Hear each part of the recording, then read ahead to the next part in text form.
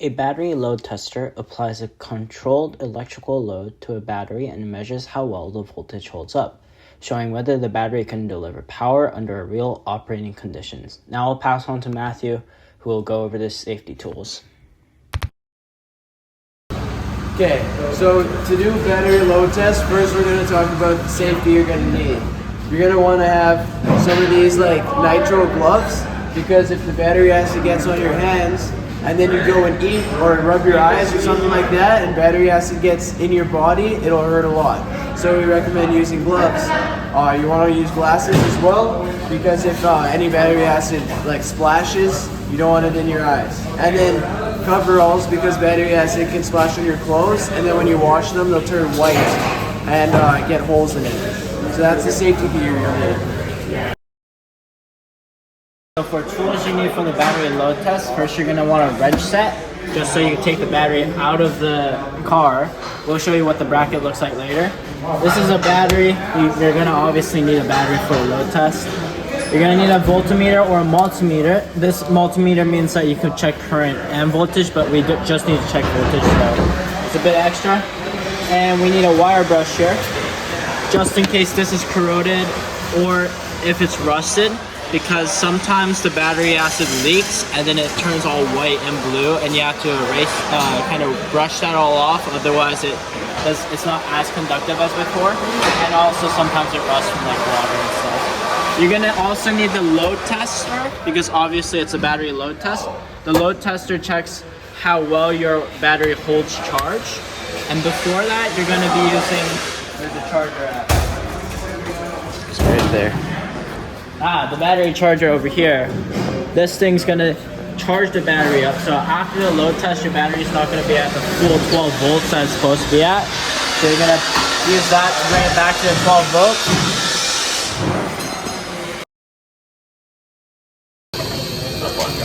Okay, this is where the battery will be located in like 90% of cars, in this front right corner.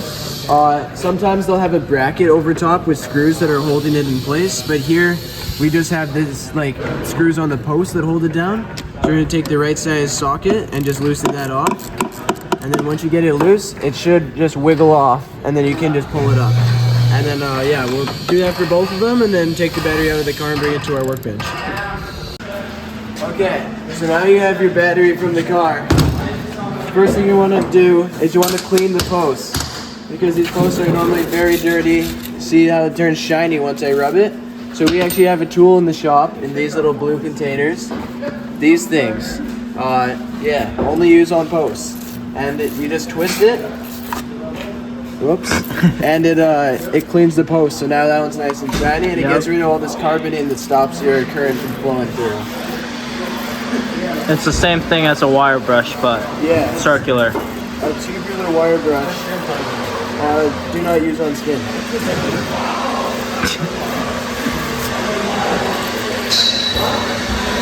Lessons from Controls Test. Okay, this is the sheet that you're going to be using to go through the battery load test. You have to fill out all these sections, and we're going to walk you through how you find the answers to all of these. Okay, the first question says, what type of battery is your battery? So if you look here, what it's asking is what's the configuration of the battery. So you can see our posts are on the top of the battery, so the answer to this is top post battery. There's other types of batteries where the posts are like on the side and it's like other stuff, but you'll mostly deal with top post battery. Next it asks for the cold cranking amps, or CCA. That is found on the battery itself. It says 590 cold cranking amps right here. And so that would be what you plug in for it. The voltage of the battery before the load test. You want to grab one of your voltmeters, turn it on to direct current volts in the 20 zone, and then you want to put in your positive and your negative. No, it's negative. Now it's asking what's the voltage of the battery before the test. So if you come here, we're going to take our voltmeter, put it on direct current volts in the 20 decimal section, and then the order for this is NPPN. So you start negative, then positive off, negative off. So first we'll do negative, then positive, and check our reading. It says 12.76, so that's good to go. This also applies here. It doesn't actually matter. You can do any order with a voltmeter, but when you're doing the load test, or if you're like jump starting a car, you need to do NPPN. Okay, so after now we check the voltage and all the like prior checkups we do with the battery, we're gonna start doing the load test. But before we do that, we have to look over here and check what's a good reading for our load test. So if you look on this, a good reading, the minimum is gonna be 9.6, and we wrote that on our sheet here. And if it's below that, that means you have to replace the battery. And if it's above that, then it's great, because that means it's holding way more than it was supposed to. It should in the end be at 9.6 volts or 12 volts, around that range. And we checked that our cold cranking amps is at 590. So we're gonna do half of that, which is 295 on the bottom blue line here. Hey, shut up, will ya? Okay, keep going. We'll cut that out. So we're going to bring it half of the 590, so it's going to be at 295 on the blue line here. Yep. So now I'm going to start the test. We're going to follow MPPN rules, the negative right there, positive there. And then we're going to turn this dial until it reaches 295, and then I wait for an audible beep for me to... What, 15 seconds? Yeah. Okay, yeah. 295. The battery should not be sparking. Scan it.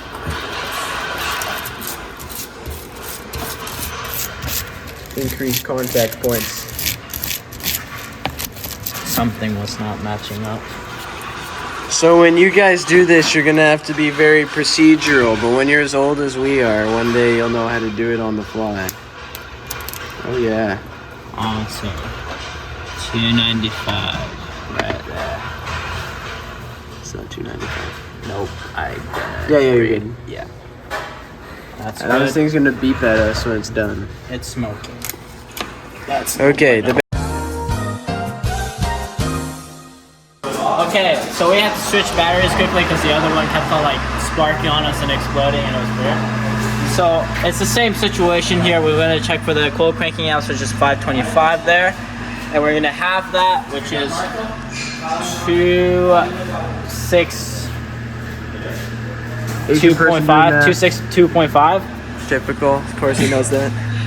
and then we're going to do the same thing where we do MPPN because we did our previous checkups, and PPN. Now we can actually do load test. We're going to bring this to 225.5, and then we're going to bring this, and hopefully it's going to stay at the minimum, which is 9.6. I'm going to bring this up. I'm going to twist this until it reaches that rating on the blue here, and I should beep when it's done on there. Quick note to self, normally if it starts at 2 volts, you know it's bad. Yeah. But we're gonna try it anyways. For education's sake. And we hold it there. And just wait for a beep.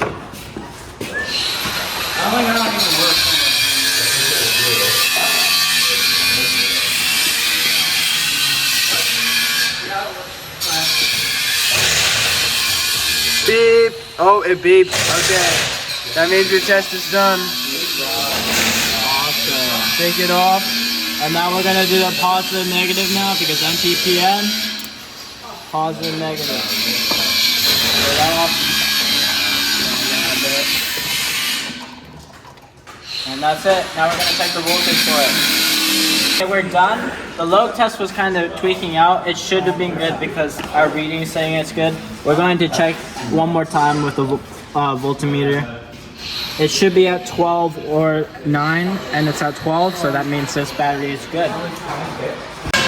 Okay, let's say that your battery failed the load test. What you're going to want to do is try it again after you charge the battery. So this here's our battery charger. You got your positive terminal and your negative terminal. And you're going to plug it in, NPPN, negative, positive. This battery's good, so we're not actually going to plug it in because don't charge a charged battery. Good rule of thumb. So you plug these guys in, and then for in between load tests, what you're gonna want to do is you're gonna have it on boost charge. You're gonna put it on normal battery, and then you're gonna do start, and you're gonna set a timer for 3 minutes on your watch or timer or whatever.